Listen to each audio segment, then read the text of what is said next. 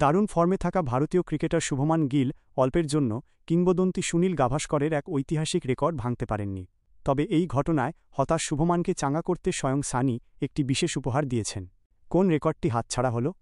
১৯৭১ সালে West Indies সফরে গিয়ে গাভাস্কর তার অভিষেক সিরিজে ৭৭৪ রান করেছিলেন। ভারতীয় ব্যাটসম্যানদের মধ্যে এক সিরিজে সর্বোচ্চ রানের সেই রেকর্ডটি এখনও তার নামেই আছে। ইংল্যান্ডের বিপক্ষে বর্তমান সিরিজটিতে শুভমান গিল তার দুর্দান্ত ব্যাটিংয়ে সেই রেকর্ডের খুব কাছে চলে এসেছিলেন। ওভালের শেষ টেস্টে গাভাস্করকে টপকে যাওয়ার জন্য তার প্রয়োজন ছিল মাত্র ২০ রান, কিন্তু ২ ইনিংসেই ব্যর্থ হন শুভমান, ২১ ও ১১ রান। ফলে তিনি সিরিজটি শেষ করেন ৭৫৪ রান নিয়ে। গাভাস্করের বিশেষ উপহার। রেকর্ডটি ভাঙতে না পারায় শুভমান কিছুটা হতাশ ছিলেন, কিন্তু ম্যাচের পর ধারাভাষ্য দিতে আসা সুনীল গাভাস্কর নিজে তার কাছে যান এবং একটি ব্যাগ থেকে কিছু উপহার বের করে আনেন। তিনি শুভমানকে বলেন, আমি ভেবেছিলাম তুমি আমার রেকর্ডটি ভেঙে ফেলবে, তাই তোমার জন্য একটি উপহার এনেছিলাম। তুমি হয়তো পরের সিরিজের জন্য এই লক্ষ্যটি রেখে দিয়েছ।